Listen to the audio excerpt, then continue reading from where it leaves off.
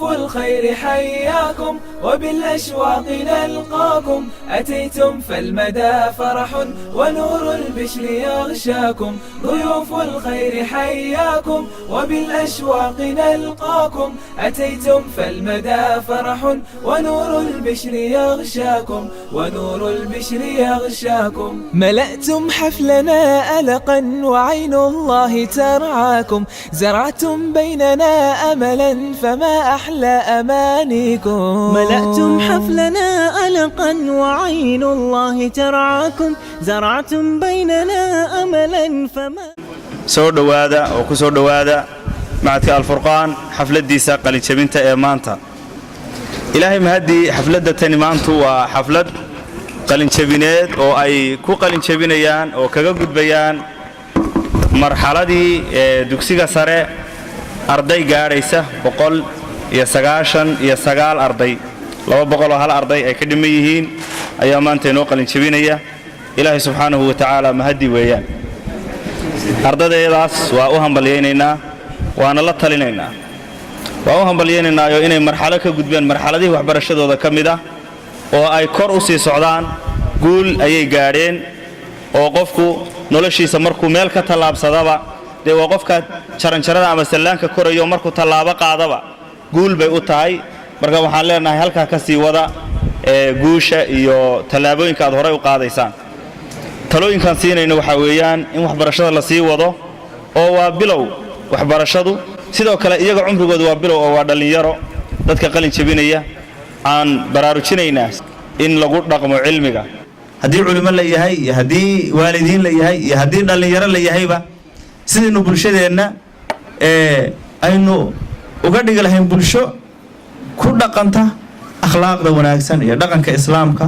oo ka tarjumaya xadaarad iyo horumar iyo qiyam cadaalad iyo dhaqan wanaagsan wax kasta wanaagsan sheegaya waxaan idin siinay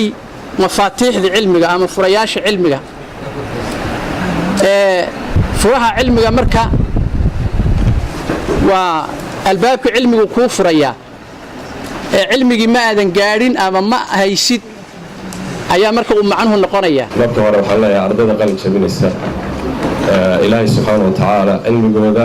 mid ay ku intifaacaan iyagu ummaddan ay ku intifaacaan ilaahay inooga dhigo reer Furqaan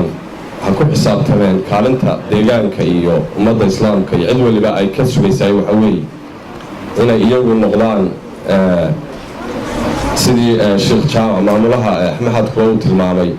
waxaa laydinka rabaa inaad noqotaan abdaal dadka bedela oo wax fiican ku soo kordhiya saaxada aqooneed ama saaxada dalka ama dadka ay ku soo biirayaanna akhlaaqdooda iyo diintooda iyo sharaftooda laga dareemo inta arintaas waa inaad ogasaanaataan macadka Al-Furqaan dhammaantood hadday yihiin maamul macallimiin arday waalidiin iyo dhammaan bulshada deegaankaba waxaan leeyahay ardayda inoo qalin jabisay 199 ah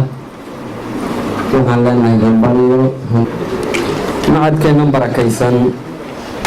wuxuu inoo soo saaraa sanad kasta jiilal noocan oo kale ah oo ku hubaysan culumtii sharciga ahayd oo ummaddeena la doonaya inay wax ka bedelaan run ahaantii macadkeena waa macad barakaysan aqoonta aan bartay waxaan idhaahdaa waxaa iigu faa'iido badan oo aan ugu jeclahay oo aan ku faanaa inta kale ma sheegto laakiin waxaan ku faanaa intii aan ka bartay macadka Al-Furqaan idinka ha idinku anfaco deegaanka ha ku anfaco dadka ha ku anfaco dhammaan inuu noqdo ama aad noqotaan dad wax bedela baan idin rajaynaynaa kolley waxaa la ogyahay kaalinta macadka Al-Furqaan uu ku leeyahay gobolka Sool